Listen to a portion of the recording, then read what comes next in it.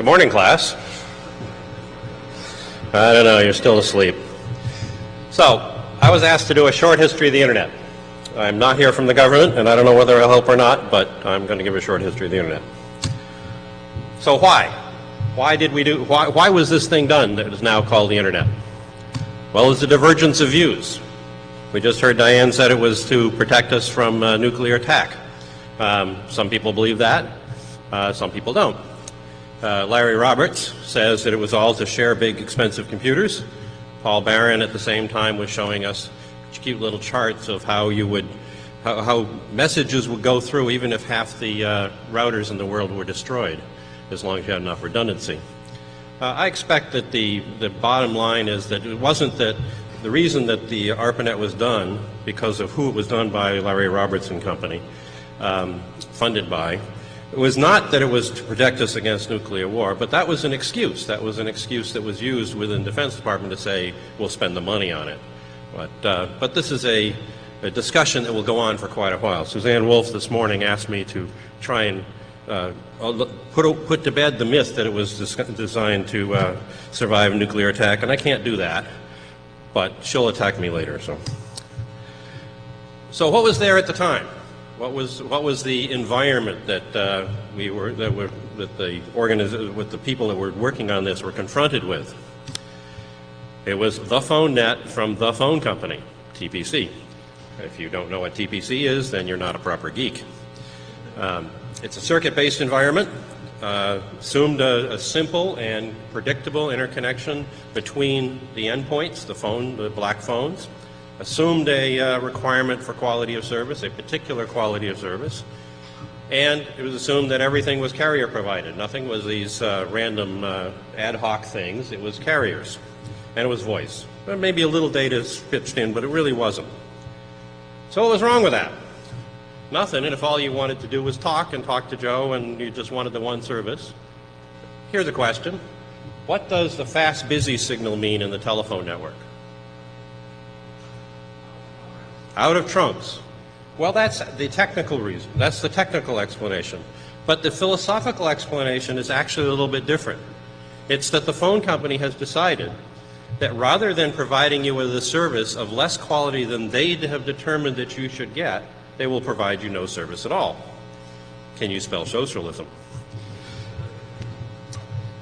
And if you liked what AT&T was providing, remember this is pre-breakup, if you liked what they were providing and you thought they were innovators, then there was nothing wrong with the network that was there. Well, a lot of people didn't agree with all of the above. They wanted something different. So they went off and then didn't make their own, didn't build their own. They made it on top of what was there. And actually that was an important detail. There are a bunch of unrelated efforts, and they were completely unrelated efforts for a long time. Paul Barron and Larry Roberts didn't know each other, didn't know about each other's work, even though it was effectively the same, until quite late in the game. Larry claims that Paul's work has nothing to do with what came out of it, that came out as the Internet, and others claim that it does, but who knows. So there was a lot of miscellaneous efforts going on, and it was a lot of fun. It was churned along in various low levels of ARPA grants for a long time, and as Ted Kennedy put it, the RFP for the Interfaith Message Processor was won by BBN in '68. He got it a little wrong in his congratulatory message. We're up to 4 hosts in '69 and public demo and email and all that kind of stuff in Washington, D.C. in '72. But what was it that was being made here? It certainly wasn't what was already there, which was that telephony thing. So what was it? It was packets, first of all, datagrams. Very weird concept in the phone world, because with packets you can't actually predict where they're going to go, because their decisions are made ad hocly at the individual devices and individual routers. So there's no predictability in this thing, therefore there can't be any quality of service.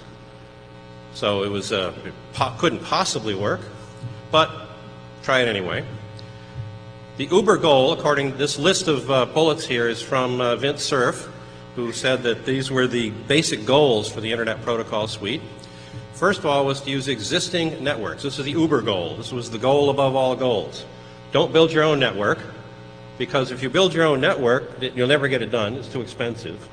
But if you just use what's there, and understand that what's there is not consistent, then you can switch out the networks underneath it as you go, as they evolve, and keep going. So you use existing networks with multiple operations, management systems, and distributed management, and all of that. Note that that first bullet is something that the ATM people didn't understand. The ATM network, the concept behind the ATM network that the ATM Forum and the like was pushing for many years, was to be the network. Not a network, but the network. I once asked John McQuillan to ask his ATM Year 3 or whatever it was meeting whether ATM was the last networking technology.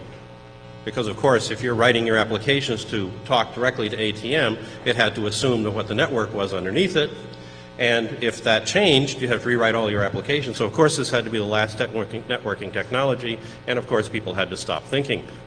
John refused to ask that to the group. I don't know why. We'll get back to John a little bit later. Second goal, the first of the sub-goals, was survivability. So maybe this nuclear attack thing had some currency, but it was survivability, not necessarily in the face of nuclear attack, but at least in the face of router failure. Multiple types of communication service. It wasn't just voice. Variety of network types, Ethernet, token ring, et cetera, et cetera. Distributed management. Nobody's going to run the whole thing. Cost-effective, low effort, accounting for resources. Didn't do the last one real good, which is probably actually quite nice because that meant that the big carriers stayed out of the game for quite a while because they couldn't figure out how to get it paid. Note that there was no security goal, no quality of service goal, and no efficiency goal. Some of this was on purpose. The QoS goal, it's not clear why there wasn't one, but there certainly wasn't one. There's hints in the IP header, but there's nothing real. No security goal. David Reed says it's because he was told not to do that. They wanted to put in end-to-end security at the very beginning, but they were being paid by DARPA to do this stuff, and they were told, well, they don't really need that because it actually didn't fit into DARPA's concept of what security was, which was compartmentalized. And there was no efficiency goal. But there was end-to-end. And that's a key feature was that the network was out of the way. You talked from one end to the other end, which meant that you and I could create our own application and trundle along with it, and nobody else had to, we didn't have to get permission from anybody else, and nobody else cared. It was just there, we were just packets over the net. A rather important feature which we are not doing so well these days with. Efficiency wasn't a goal. This is Bob Braden a couple of years ago. Saying that efficiency wasn't a goal. It was adaptivity is a much more important goal. Simplicity and uniformity is important. It is not efficiency. This is a complete puzzlement to the phone world. In the IETF, we have this protocol called Megaco. At ITU, that's called H248. It's a way to break up a phone switch into a controller and a bunch of clients. The IETF defined this protocol along with the ITU. It was an interesting experience. Something about twin brothers who don't like each other. It was an interesting challenge working in that kind of environment. So we came up with this protocol that had a ASCII communication, just like the web or just like everything else. It's an ASCII communication to do the controls. So you can just watch it and debug it by just looking at it. Well, it was not efficient enough for the phone people. They had to have a binary version. So if you go look at the standard, there's two appendices, one for ASCII, one for binary, because it was 3% more efficient to do the binary version. And that was what they were focused on.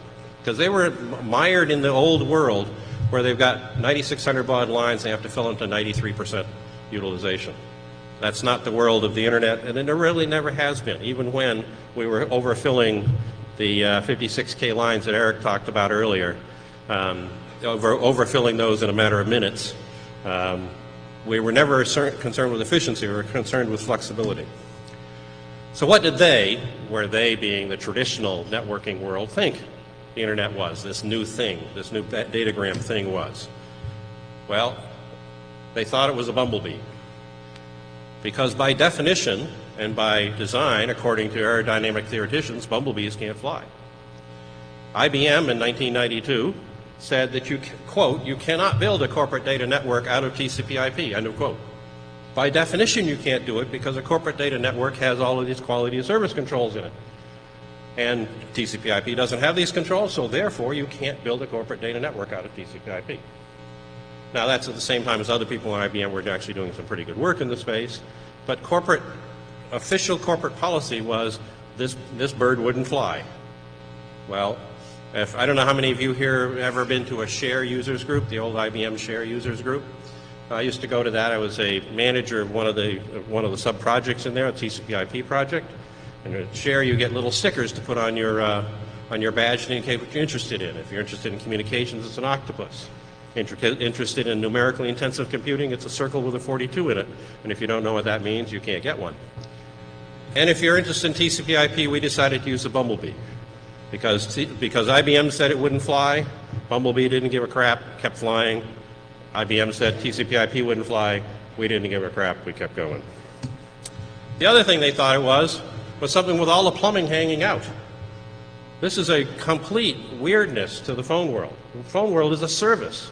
It provides this connection to that connection, and what goes on inside is none of your business. And yet this internet thing, this packet network thing, is everybody could see what was going on. And boy, was that weird. Feature. Carrier is moving packets. Carrier is not providing higher level services. Carrier can, but I don't have to get my services from the carrier. I can get my services from anybody on the net. This is a message to an IETF mailing list 2.5 years ago from one of the phone people. One would have thought he would have figured out by now there's no binding. No binding between the IP carrier, the ISP, and the services that are being provided. I don't need to get, if I want to do voice over IP, I don't need to do that using my IP carrier, my local ISP. I can do it by using a voice over IP carrier anywhere in the world, or not at all. I can use it direct connections. That's something that the phone companies don't really understand still. We'll get more to that. Basically, ISP doesn't profit from the content running over their network. All it is packets. It's a commodity thing. It's packets. Telcos don't really understand this. They want to be in the picture. AT&T last year said they were building a content-aware next-generation network. Content-aware, so it would help you move your content around. Of course, also it would make it so that only the content that they liked moved around. There's no connection between that and budgeting and all. Dave Clark put this as that we don't know how to route money. We know how to route packets, but if you're getting good service from your ISP in order to talk to your bank, there's no way the bank can pay your ISP money to provide that good service. We don't know how to route money. Well, so far that's actually an interesting tension we have in this internet thing, and it's been there all along, that we don't have the carriers are not in the value chain other than for moving packets around. Unless they happen to be providing particularly good service, higher level services, then we might buy the services from them. Another feature of this point is that there's no tapping point. The FCC on this Thursday is going to be discussing regulating voice over IP. There was a request from the Justice Department, from the FBI, and then from other groups as well in the federal government, to make it so that voice over IP falls under CLIA, the wiretapping statute. But that's almost perfectly the wrong thing to do. I'm not talking about the morality of wiretapping, which other people do. It's the wrong thing to do because I don't have to involve the carrier, any carrier, in my voice over IP session.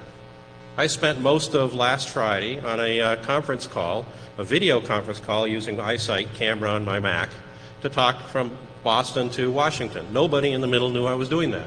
There's no carrier that could have wiretapped that because there's no carrier involved. If indeed Justice Department, the FBI, and the Drug Enforcement Agency, which is the ones which are pushing this right now, want to wiretap, they can't wiretap the service because there's nothing the carrier can do to find that service. It's just packets. And it's probably masquerading as port 80 anyway, so they can't see it at all. The only logical thing for them to do is to go down and tap the net itself. And watch for this to happen. Watch for Congress to be asked to extend CLIA to wiretap your nets so that you're required to hand off packet streams to the law enforcement agencies. This is something that the law enforcement people are having a very hard time understanding. that there is no requirement for me to use a carrier to get a service over the net. But they will learn, because they will try what they're doing now and will fail. So governments, not just here but all over the place, don't understand this concept. And then there's this importance thing. One of the byproducts of this datagrammy thing that we did is that nothing's more important than anything else on the fundamental. You can mark the packet saying this packet's more important, but what do you mark? Well, you damn well better mark your routing packets, but we've seen what happens when you don't do that. But other than that, what do you do? There's this Internet Emergency Preparedness Working Group in the IETF that I co-chair, and it's just a stunning split in miscommunication between the regulators and the ISP folks in that working group. It's just breathtaking. And Bill knows this rather well, that the regulators come in and say, well, you have to make sure that emergency communication takes precedence over everything else. Well, but they can't take precedence over routing, obviously. But it's also irrelevant in the big backbones these days, because there's enough capacity so you don't have to do anything. It actually gets in the way. It adds vulnerability for denial of service attacks. And on the edges, the backbone ISP doesn't control the edges. So there's no way to get that control all the way through. But that doesn't stop the regulators from trying. And the regulators are likely to require you to give priority to emergency traffic. Whether you can do it or not is irrelevant. The regulators tend to be technology atheistic. They don't understand the technology, and they tell you the rules you have to follow independent of whether it actually can be done. How about differentiated services? This has been a pipe dream of a lot of people for a long time, is ISPs could get into the value chain by charging more money for better quality. Well, the problem with charging more money for better quality is that the Internet works too often. Mike Odell quaintly put it, it fails to fail often enough, so it looks like it works. So when I'm doing my voice over IP calls from my office or from my home over my Comcast net, it just works almost all of the time. So here's a question. How many here know what an integrated access device is? Let's see whether you're awake. You all should know that. Integrated access device, that little box you put on the end of a DSL line or a cable modem, which has a phone jack on the side you plug your phone into, and an Ethernet jack in the back you plug your data network into. And they want you to plug your phone into the phone jack and make a call, and they know when you're making the call because it's a special connection, and they charge you for the call. Now, if you got an Ethernet phone, you plug in an Ethernet jack, you make a call, they don't know you're making a call, they don't charge you for it. That's an intelligence test. I don't think enough people are going to fail that test to make this a viable business. But they have hopes. The carriers have hopes. Dave Clark said he was talking to one of the cable companies about this, about the fact that you could just plug an Ethernet phone in and it would just work. And the guy thought for a minute, he said, well, I know how to make that not work. It's probably not the right approach, but that's the approach that they had.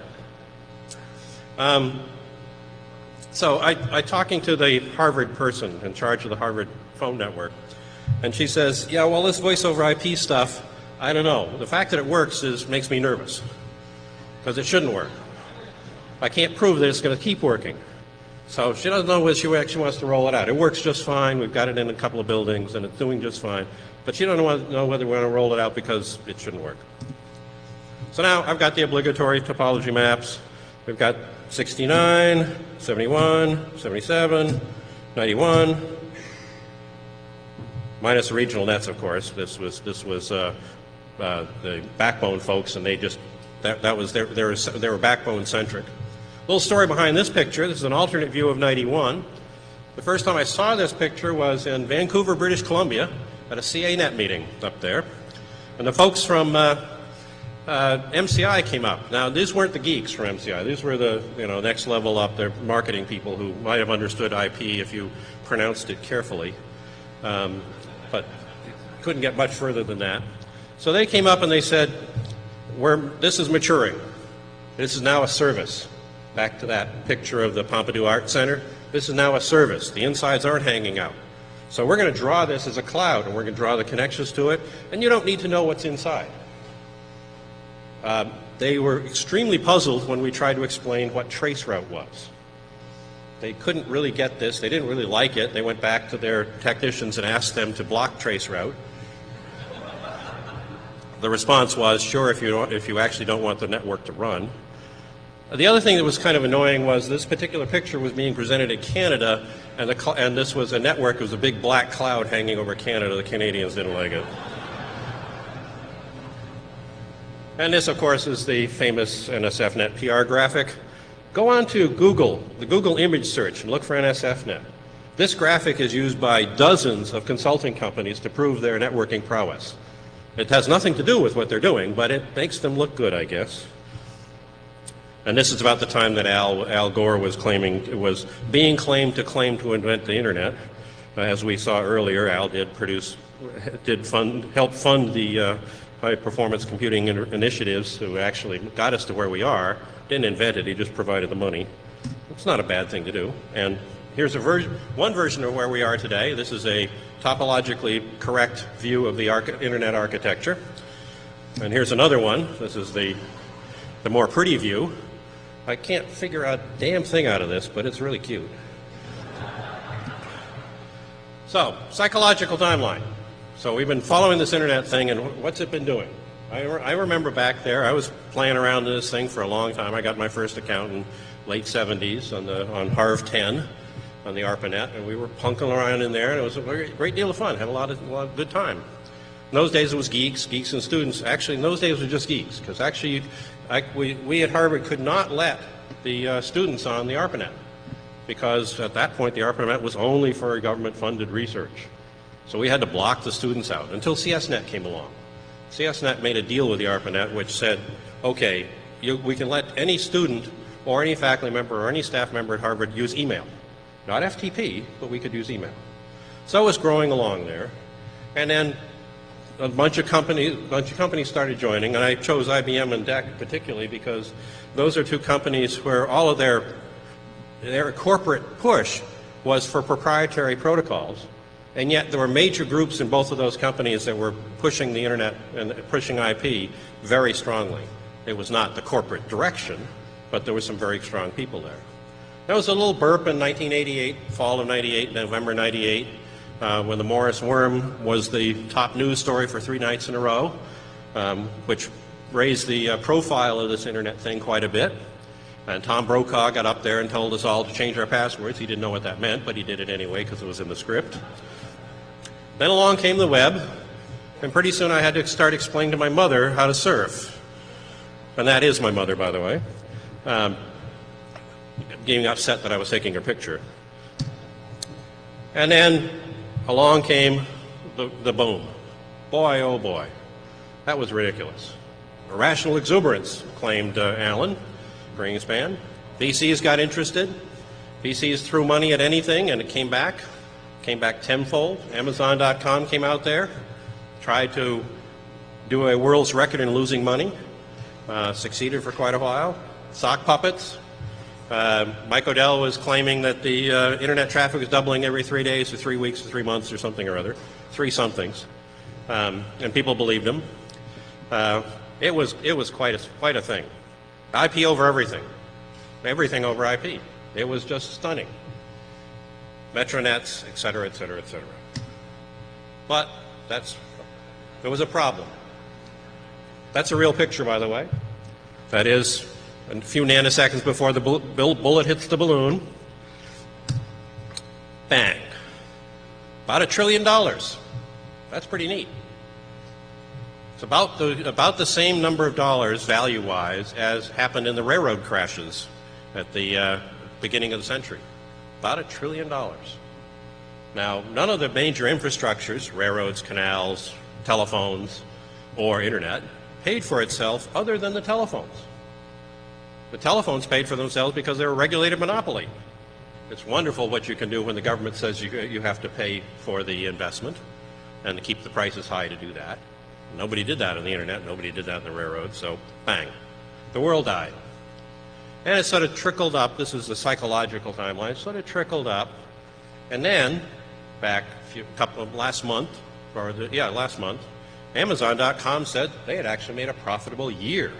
A whole year, and then they didn't lose any money. I'm not sure it's the same company, but This is now starting to raise expectations a little bit. And there's a couple of lines there because it depends on who you talk to. Some of the VCs are now jumping in with both feet, and they don't use their heads in this context, they just use their feet. And some of them are actually thinking about it and going slow, but it's starting to creep up again. So we're actually get back into it, back into the swing of things. It's up and to the right, but not as up and to the right. Along the line, we've had a bunch of diversions, things which have gotten in the way one way or the other.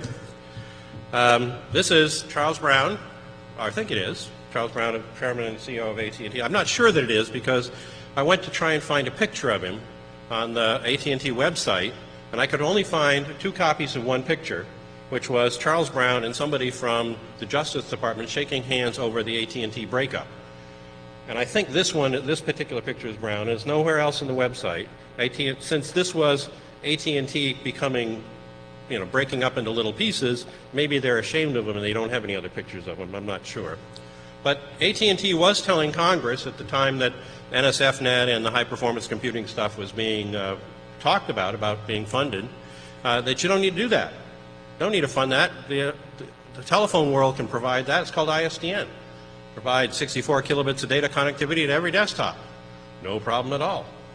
That was a bit of a diversion. And then there was gossip and OSI, the OSI protocol suite. Whatever the question was, OSI was the answer. Corporations, governments, etc. And then there's Bob Metcalf and his parade column. He went off and he and I did dueling columns on this topic of whether the internet was going to collapse. He said it would. I said it wouldn't. The title of my column about him was "The Internet Through Doom-Colored Glasses." He didn't like that. My column claimed that actually a lot of the problem was the press, which, since the press doesn't vaguely understand what this internet thing is, it's all magic. They can easily believe the magic will go away and the whole thing will collapse. Something like airplanes not being able to fly and falling out of the sky. But my editor actually at my newspaper cut out that part of the column because he didn't really want me to dump on the press, even though that was actually the problem.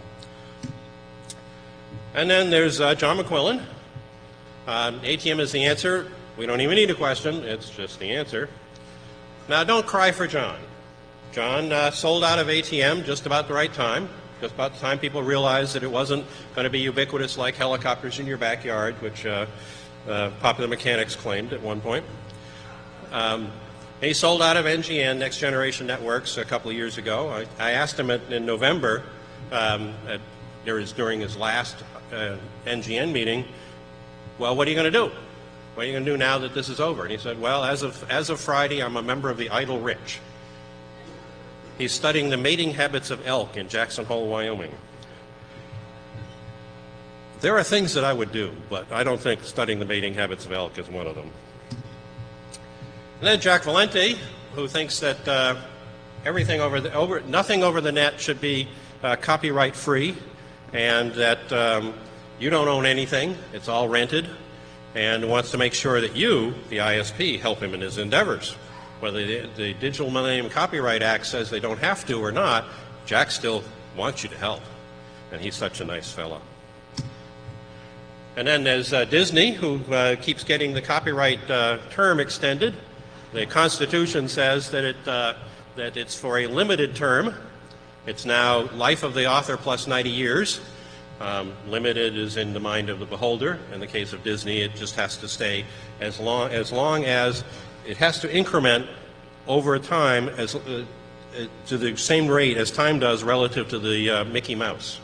This is a still from the original Mickey Mouse cartoon, Steamboat Willie, and it sort of shows the grounds on which Michael is standing on. And then, of course, there's John. The answer is national security, but I can't tell you what the question is. We're all under the microscope. This is going to be a major effect going forward, and Diane talked about it. She made a slip of words in that she said that the government was trying to combat the internet. I think she meant combat problems on the internet. But actually, combat the internet is exactly what early folks, back 15 years ago, exactly what the law enforcement wanted to do. They wanted to combat the internet. They didn't want it to happen because it wasn't controllable. It wasn't something they could watch over, and do what they're supposed to do, which is to keep us safe and secure and all of that. And the internet doesn't make that happen. Doesn't make that easy, and it's not going to be easy going forward. We're not going to just be able to say national security and therefore you should do X, because X is not very well defined, no matter what we're doing. Innovation.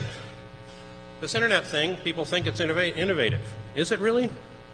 This is from a PBS show, but it was back during the Millennium celebration. It basically says there's nothing new. There's effectively nothing new since 1900. Everything is just engineering. Moving pictures and sending your voice and all, it's all just engineering, simply engineering. One does want to innovate. If you can't see the picture here, this is an experimenter in a psychology experiment sticking his tongue at a little baby, and the little baby is sticking his tongue out back at the experimenter. Imitation's a good thing. It helps you learn if you happen to be a little baby. But we're seeing too much innovation, too much imitation disguised as innovation on this thing we call the internet. What is new since 1900? Well, the web, sort of. Instant messaging is, because telegraph, while it was instant, didn't go to the individuals.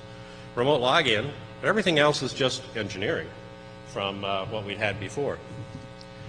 How important and how different is e-commerce?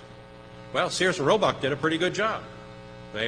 Next to Amazon, actually they had a pretty remarkably diverse catalog for a rather long time.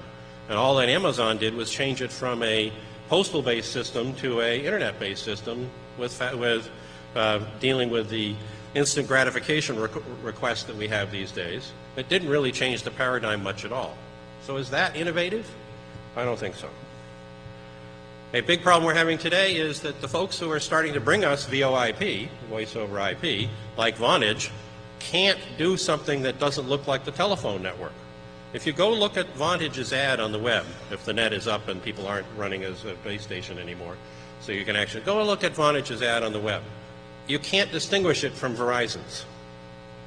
We'll start with V, and they both list the same set of services. They're imitating the phone network. And if you're imitating the phone network, how are you doing innovation? There's nothing innovative there at all. The ITU and various government agencies want to define what voice over IP is. They want to define it so they can regulate it, so they can understand it. But you don't have the faintest idea what voice over IP will be in 5 years. But the folks that are trying to bring this thing to you can't get away from it's got to be what we already know. We've got to be something which has been constrained in its architecture by a 9-button keypad or 12-button keypad. Somehow that's not the future, but that's what they're understanding. So I was talking to the telecoms regulator of Spain a couple of years ago, and she said, this voice over IP stuff, not very good, getting better.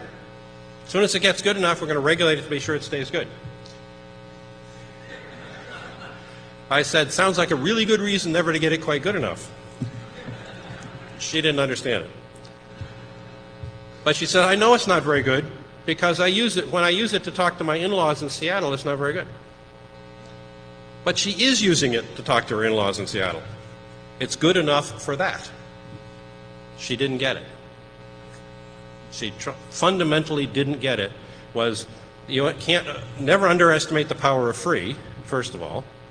But still, if you've ever read Christensen's Innovative Dilemma, the fundamental there is that there's a whole class of applications where the provided services are far higher quality or far more expensive or far faster or whatever than a huge chunk of the user community. And the internet has shown that you can provide services that are good enough for a huge range of applications. They're just not the cutting edge. Well, that's good enough. If you've got a cell phone, then you understand this phenomenon. Then we've got these carriers saying they're doing new networks. Sprint put out a press release just a year ago now, which happened to contain information from a press release 2 years before, which said that they were getting internet ready and IP ready, and really what it meant was they're deploying ATM. This is the future. This is people who like circuits. If you're a circuit fan, ATM is your friend. And now we've expanded that acronym by 30% and made it so it's 30% better. We call it MPLS instead. Verizon, SBC, and Bell South are trying to do this fiber to the home thing. But what are they doing? They're coming up with a standard for passive optical Ethernet, which is everything is controlled by the carrier. Everything is not point-to-point on this passive optical Ethernet. Everything comes back to the carrier, and the carrier controls it entirely. So it's back to the circuit world. It's just putting circuits as photon trails over glass instead of over copper. What would be innovative? Well, I don't know how many here know much about iMode. iMode is a phone service in Japan done by Docomo. The iMode uses smart terminals. You download Java applications to it. Uses open interface to the internet. It's not a gateway. It's not a walled garden. It uses open standards. It uses a reduced HTML, but it's a W3C standard. That's not innovation, but it allows for innovation. When you have a walled garden, it blocks innovation. If you have blockages between the ends, it stops innovation. iMode allows innovation. It is not innovation itself. President of iMode said his toughest fight within iMode was when the people at Docomo, his parent company, suddenly figured out that they were using the little phones, the cell phones, to talk to e-commerce sites. And the folks at Docomo wanted to not allow that unless Docomo had a business relationship to that e-commerce site so they get a piece of the action. And the president of iMode said it was his toughest fight to get them to not do that. But he won, and right now the only thing that they're charging for is packets. They charge for packets. They also, if you want to, use their facilities to do billing, they'll do billing for you for 9%. But they're not getting in the way. They're letting you do something. One of the biggest services on iMode was Hello Kitty. I don't know, I mean, you know what Hello Kitty is? It's cute little cartoon characters. They had 1.6 million subscribers. Not iMode, but the Hello Kitty people had 1.6 million subscribers to Hello Kitty service, which downloaded cartoon characters to your cell phone. $1 a month. So iMode's getting 400 grand a month for that. The Hello Kitty people are clearing 1.3 million a month for cartoon characters. What businessman in his right mind would have decided that that was a good venture?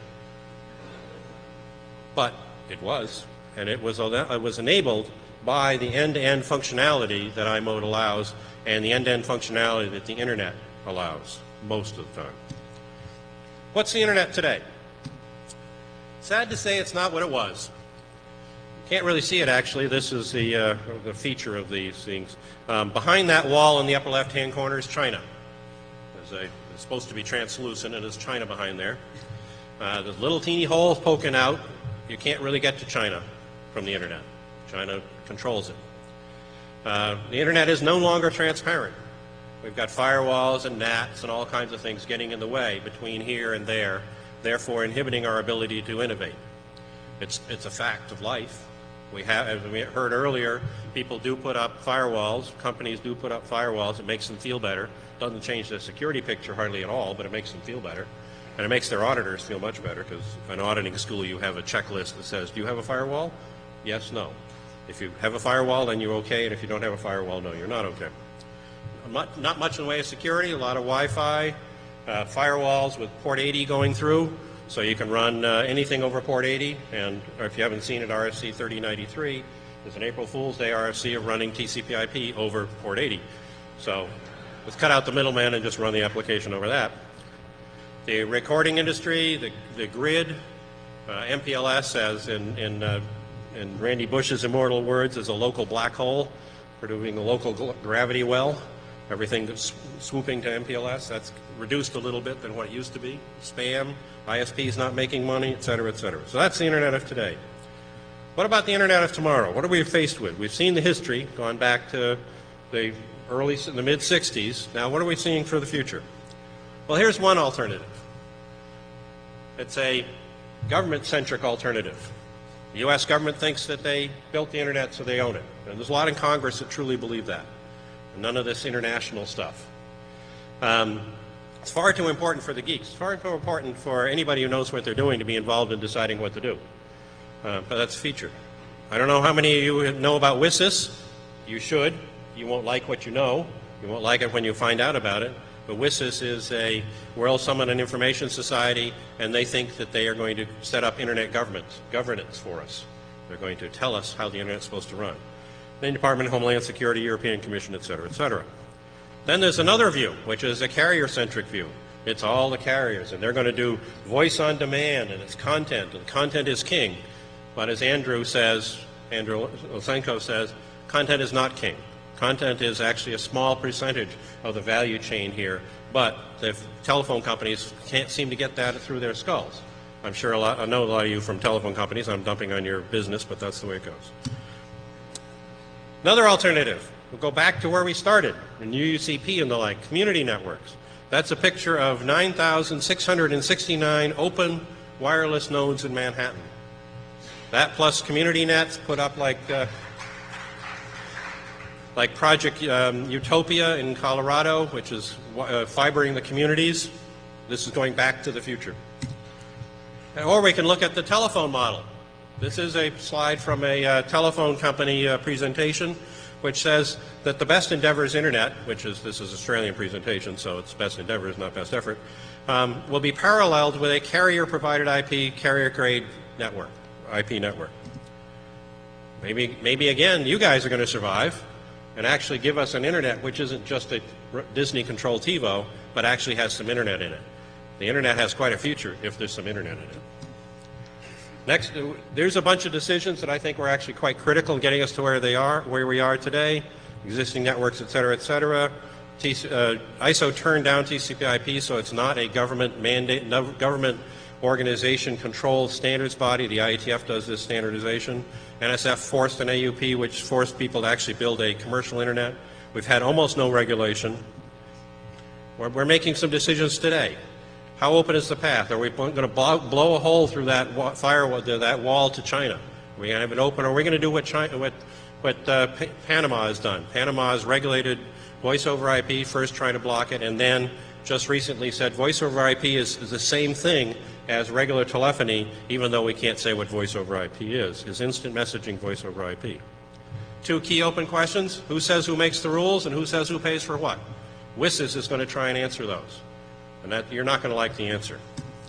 It is now. It is us. We have to be part of this decision, and I'm almost optimistic.